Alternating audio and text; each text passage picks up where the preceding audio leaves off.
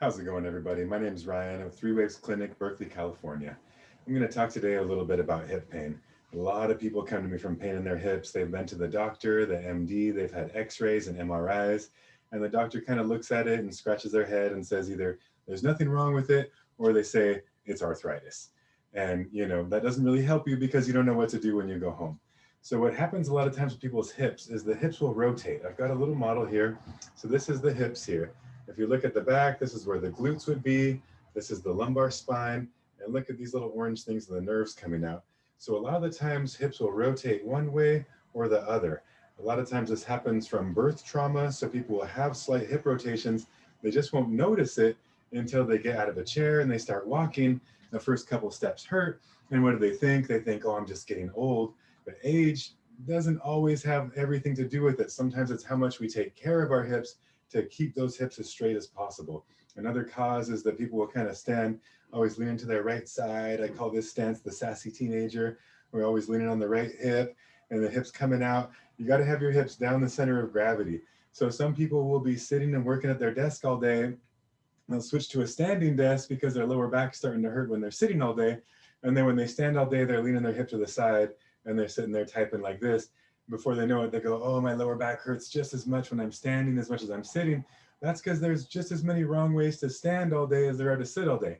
The best posture is the posture where you're moving. So we can't be rigid and think I'm going to be in like a military stance and have the body in the middle and feet shoulder width apart and arms down, core engaged.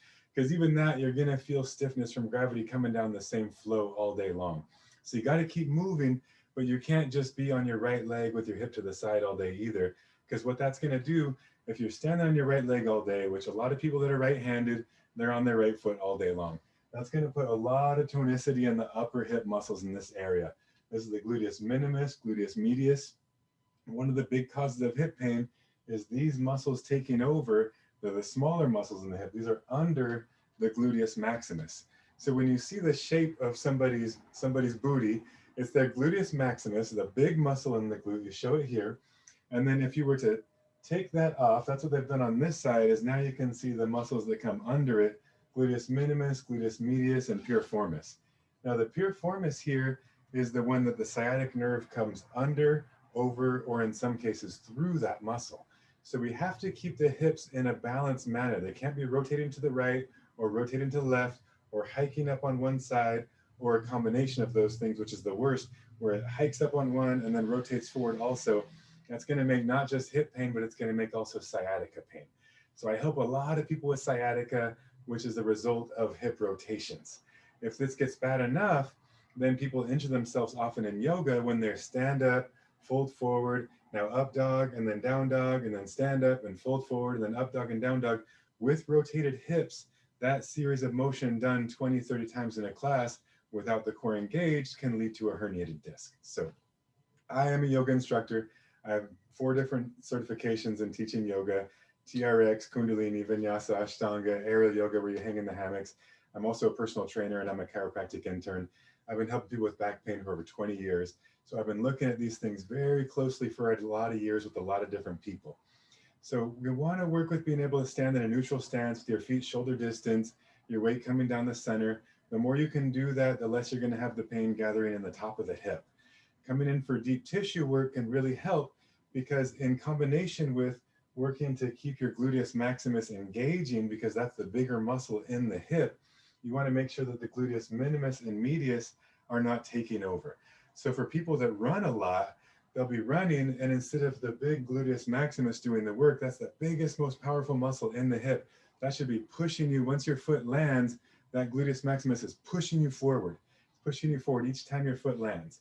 And so as you fatigue, if your hips are rotated, that gluteus maximus, it's going to be shutting off. Then the gluteus minimus and medius are going to be taking over for it. So then as you run, your feet won't be going like this. One foot will kind of be coming out a little bit at the side. Or another thing that will happen is as you're running, one foot will kind of angle out. So you'll be going like this, but then the right will be going like that. That's the sign that on the side that's happening on, the gluteus maximus, the bigger glute has shut off, and the gluteus minimus and medius are taking over. So this is one of the reasons why warming up is so important.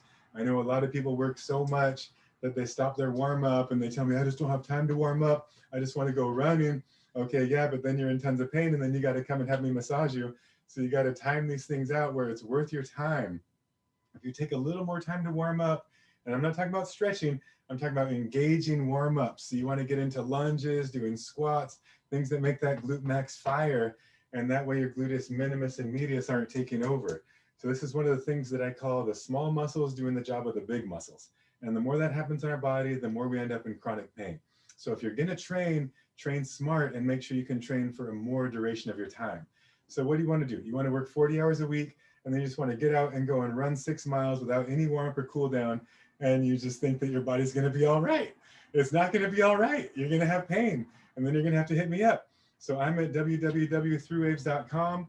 My phone number is 415-852-0365. If you're having this kind of hip pain, especially after running or after getting out of chair, then you need some therapy work. What massage does here is it helps to get the gluteus minimus and medius to stop firing. So I get in there with my elbow, do some deep tissue. It feels really good. And what that does is it brings circulation to those deep hip muscles, gets the pressure off of the sciatic nerve, and then it's up to you to do some personalized training to get that big glute max firing again, because that's what's going to help you in the long run to be able to run longer distances. When you do run, you want to warm up so that you can get the big glutes firing and get your core engaging. Some of the other stuff about running is that if your core is not working, you'll be running and your rib cage will be forward and you'll be really up and down. That's loading a lot of weight on the lower back. So you're running like this, like the Superman chest, and then your lower back is compressing. And then in the end of the day, your lower back hurts after the run. Your lower back should feel just fine after you run. You need to get your shoulders down, core engaged.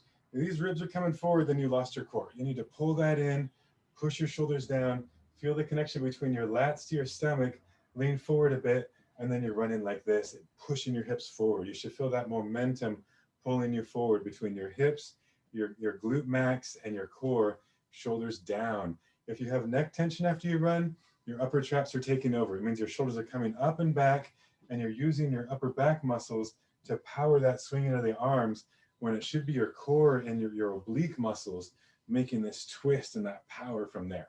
So that's just a little bit on hip pain, what we do for it with massage. Chiropractic adjustments helps to get the hips straight, but then it's still up to you to do that training to make sure that you're holding it in that place. It takes a little bit of work on both sides, the person coming and the person that's helping them. If you have any questions, you can shoot me a message. Again, my number is 415-852-0365. Just text me. I'll get back to you and answer as best I can. If you want to come in for a massage, it's www.throughwavesclinic.com. Thanks for watching, guys, and have a great day.